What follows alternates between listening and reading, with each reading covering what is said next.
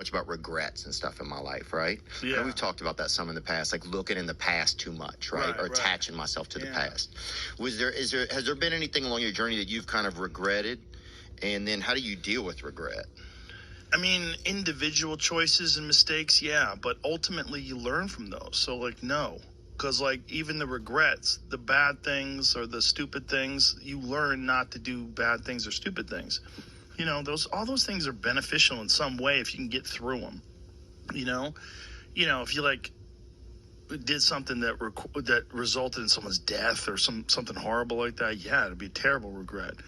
But I've been very fortunate that hasn't happened. But the dumb shit that I've done or the bad mistakes that I've made, they've taught me. You know, you learn. Like, that's why failure is so important. Like, failing and fucking up and making mistakes, it's very important. That's how you learn. Let's see, the bad feeling that you get from something that you shouldn't have done or wish you didn't do or wish you did better, like especially failing at something where you half-assed it and you just feel like a fucking loser, like that just teaches you. It teaches you to get your shit together.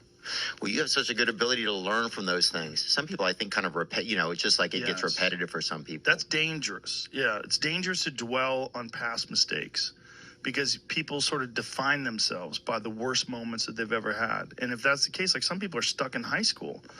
You know, they're stuck in failures that they had like when they were first getting jobs, and they always think that they're a loser, and they don't like the feeling of failure, so they keep low expectations so that they never have to feel that. You got to get through it.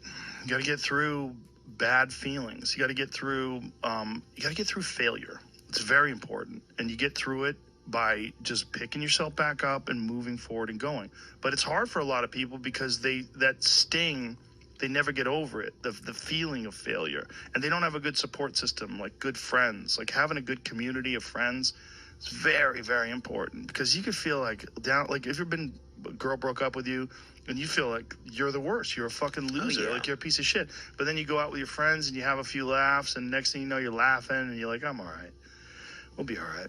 And then maybe you meet a new lady. Yeah. Yeah. And she like picks you up and you're like, oh, we're going to be okay. And then you learn from the last mistakes. Yeah. That's life. It just, those feelings of failure are so hard.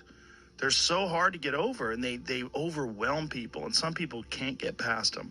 And then every time some new thing comes up, when you have to rise to the occasion, you have to perform, you think about that time you failed, and it fucks your head up, man. You think, I'm a fucking loser, I can't do this, I'm going to fail, I'm going to fuck up, you know? Like bombing. Like, how many times have you had a bad set, and you're like, God damn it, I suck at comedy, I can't do this. I can't do this. I suck at comedy. That's just it, I just suck. And then you define yourself that way, and you got to get over it. Yeah, I do notice, thankfully, you never have too bad in a row either, which is kind of interesting. Well, you learn from that one, and you like coming out guns blazing for the next show. Yeah. Yeah, maybe it activates some senses in you. Did you feel like you learned that from somebody, or did you always just have that kind of intuition when it comes to that kind of stuff? I think I learned it from martial arts because you get your ass kicked, and like you don't want to get your ass kicked again. You either quit fighting or you learn how to get a lot better, you know, and then you get your ass kicked in training, which happens all the time. And, you know, you learn from those mistakes. You learn, you know, like maybe you were stationary too much, or maybe you telegraphed too much, or maybe you got tired and you haven't been doing your cardio. Like those failures that you have from martial arts are so consequential because you get hurt. Like you physically get punished, and then you don't want that to happen again. So you got to be either quit or get way better. I like that. And that's great for a lot of my listeners. A lot of guys, you know, or just, you know, a lot of guys just trying to keep going in their lives, you know? Yeah, with everybody. And my listeners, your listeners, anybody who's listening to any people, just totally. People out there. Yeah. That's why there's so many self-help books. That's why there's so many motivational documentaries and motivational Instagram pages, is because people need stuff like that. They need something. And generally the best version of it is coming from someone who's experienced fuck-ups and got through it. Yeah. You know? Yeah, I appreciate it, man. You know, you're like a kind of like a library. I was thinking about the other day in a weird way. You're like kind of like a library. You know, that's interesting. How am I a library? Because you just have all this information that's passed through you, and you're able to like kind of, you're almost like a cleaners at the cleaners. If you ask a question, then it goes and gets the information and brings it to the front, you know, and it's like wrapped up kind of. It's cool. That's a funny way. It's a nice skill, man. Because I was even listening to an old episode of ours, and information and like kind of suggestions and guidance you share with me in there that were still resonate with me today. So it's just pretty cool.